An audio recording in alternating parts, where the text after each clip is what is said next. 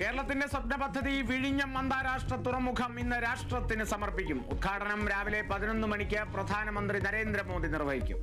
ചടങ്ങ് മുഖ്യമന്ത്രി അടക്കമുള്ളവരുടെ സാന്നിധ്യത്തിൽ. കനത്ത സുരക്ഷാ വലയത്തിൽ തലസ്ഥാനം. ഉമ്മൻചാണ്ടിക്ക് അഭിവാദ്യമർപ്പിച്ച് കോൺഗ്രസ്.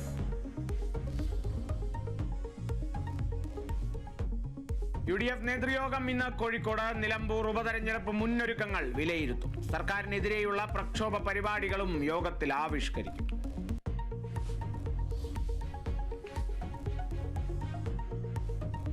മാസപ്പടി കേസിൽ SFIOയുടെ തുടർ നടപടികൾ തടയണമെന്ന CMRL ഹർജി ഇന്ന് ഡൽഹി ഹൈക്കോടതിയിൽ.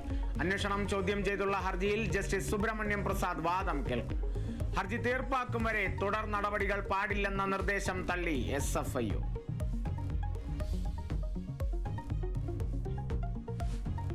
നാഷണൽ ഹെറാൾഡ് കേസ് ഇന്ന് ഡൽഹി റോസ് അവന്യൂ കോടതിയിൽ. കേസ് പരിഗണിക്കുക സ്പെഷ്യൽ ജഡ്ജ് വിശാൽ ഗോഖ്നെ.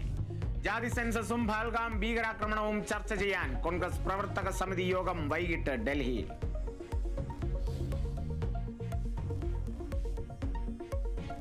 പഹൽഗാം ഭീകരർക്കായി ദക്ഷിണ കാശ്മീരിൽ തെരച്ചിൽ ഊർജിതമാക്കി സുരക്ഷാ സേന. അതിർത്തിയിൽ കൂടുതൽ പടക്കോപ്പുകൾ എത്തിച്ച് കരസേന. എന്തിനും സജ്ജമെന്ന് കര, നാവിക, വ്യോമസേനകൾ. പാകിസ്ഥാനെതിരെ കൂടുതൽ നിയന്ത്രണങ്ങൾ ഏർപ്പെടുത്താനൊരുങ്ങി ഇന്ത്യ.